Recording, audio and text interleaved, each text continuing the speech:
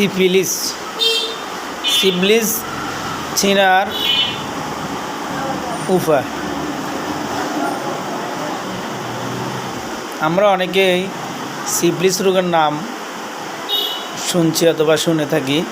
আসলে সিফিলিস কী এবং সিফিলিসের কি কি ক্ষতি এবং সিফিলিস চেনার উপায়গুলো অনেকে আসলে জানি না। তো আসলে সিফিলিস একটা যৌন রোগ। এই যৌন রোগটা সহবাসের মাধ্যমে শরীরে আসতে পারে। তারপরে বংশগতভাবে এই সিফিলিস রোগটা শরীরে আসে। তারপরে এটা সেলুনের মাধ্যমে অথবা কারো পোশাকের মাধ্যমে অথবা খাওয়ার গ্লাস, তারপরে চায়ের কাপ, এগুলোর মাধ্যমেও আসতে পারে।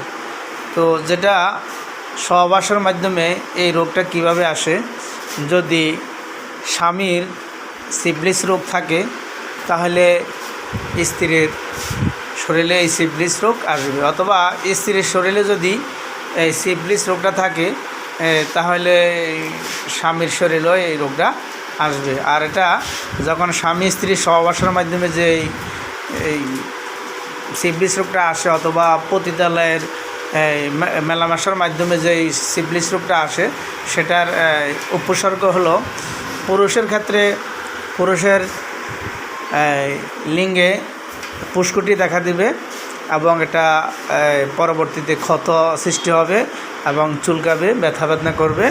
আর মহিলাদের ক্ষেত্রে মহিলাদের যৌন অঙ্গে একটা ক্ষত সৃষ্টি হবে অথবা ওখানে চুলকানি হবে, দীর্ঘদিন ক্ষত থাকবে। এটা হইলো সহবাসের মাধ্যমে এটা আদান প্রদান হয়। আর এটা হলো পুরুষের যে অবস্থায় থাকুক, প্রথম অথবা দ্বিতীয় অথবা তৃতীয় যেই অবস্থায় থাকুক, তার পার্টনারকে ওই অবস্থায় আক্রমণ করবে। এবং মহিলার ক্ষেত্রে মহিলার সিফিলিসটা যেই অবস্থায় থাকুক, তার পার্টনারকে ওই অবস্থায় আক্রমণ করবে। এটা প্রথম অবস্থা থাকলে প্রথম অবস্থা, দ্বিতীয় অবস্থা থাকলে দ্বিতীয় অবস্থা, তৃতীয় অবস্থা থেকে তৃতীয় অবস্থায় আক্রমণ করবে। এটা শুরু থেকে আক্রমণ করবে না।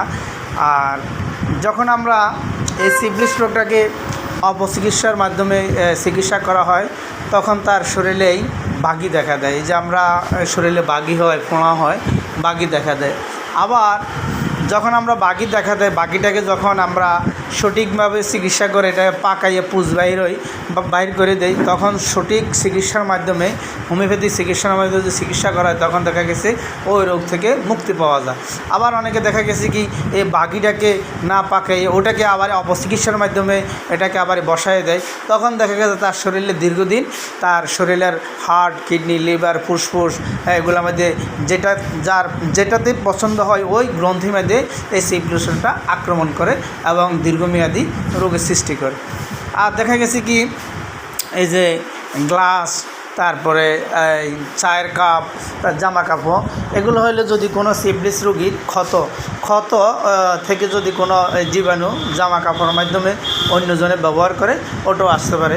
অথবা একটা সিফিলিস রোগীর যদি মুখে ক্ষত থাকে, তার এই মুখে ক্ষত থাকার কারণেই গ্লাস পানি খাওয়ার কারণে ওই লালাটা অন্য একজন সুস্থ লোক যখন ওই গ্লাসে পানি খাবে, ওই জীবাণুটা আসতে পারে। এবং চায়ের কাপ, যদি ওই চায়ের কাপটা যদি একজন সিফিলিসগ্রস্ত রোগ তার মুখে ক্ষত থাকে, তার ওই লালার মাধ্যমে একজন আরেকজনের ওই যে চায়ের কাপ দিয়ে চা খাইলে ওটা আসতে পারে। এই কারণেই যে কোনো অপরিষ্কার নোংরা পরিবেশে হোটেল, তারপর চায়ের দোকানে চা খাওয়া, কাপে এবং গ্লাসে পানি খাওয়া, ওগুলা আসলেই স্বাস্থ্যসম্মত নয়। এই কারণে ওটাকে জীবাণুমুক্ত করে ধৌত করে খাওয়া উত্তম।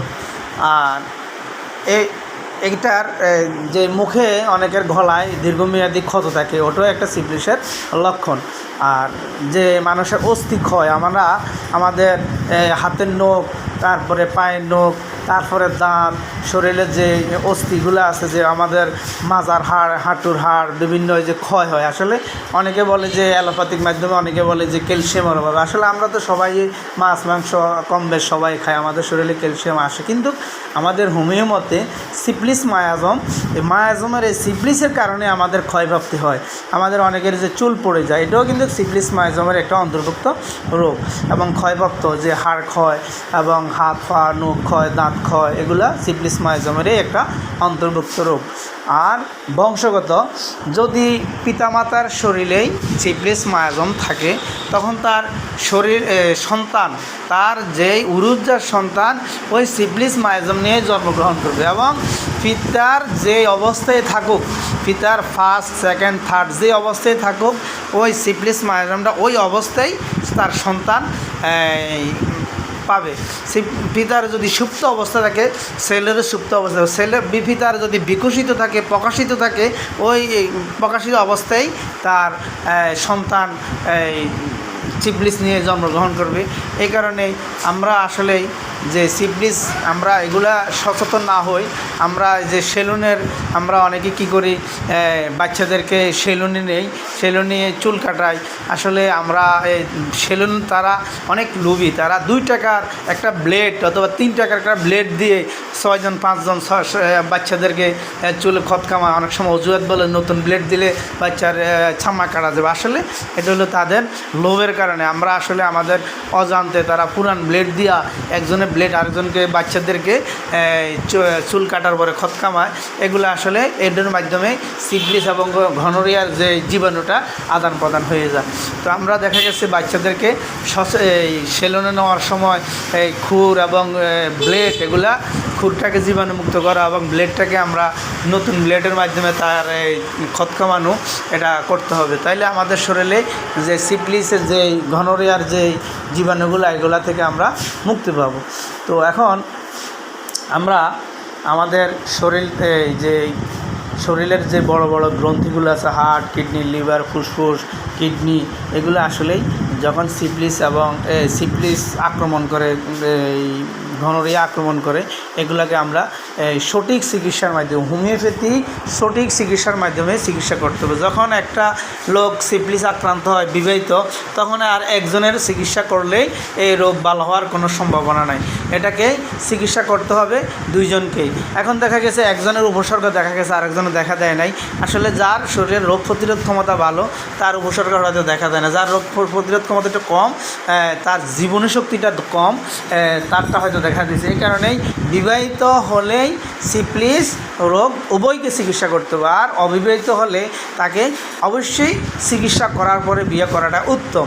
কারণ আপনার শরীরে দীর্ঘমেয়াদী রোগকে বাঁচানোর জন্য, আপনার স্ত্রীকে, আপনার স্বামীকে অথবা আপনার সন্তানকে এইসব রোগ থেকে মুক্তি পাওয়ার জন্যই আপনাকে দীর্ঘমেয়াদী চিকিৎসা করে তারপরে সুস্থ হওয়ার পরে বিয়ে করা দরকার। কারণ না হয় আপনি যেমন জর্জরিত হবেন, আপনার পরিবারও এসব রোগে জর্জরিত হবে। আর এসব রোগের কারণে আজ আমাদের মানুষের শরীরে ক্যান্সার, হার্টের সমস্যা, ডায়াবেটিস, প্রেশার, কিডনি সমস্যা, বিভিন্ন জটিল রোগ হয়। আমরা মনে করি আসলে এরা বৃদ্ধ বয়সে এরকম, আসলে না। সিপ্লিস, গনোরিয়া এগুলাই মানুষের শরীরে যখন অজান্তে অথবা নিজের কারণে আসে, তখন এসব রোগ বাসা বাঁধে।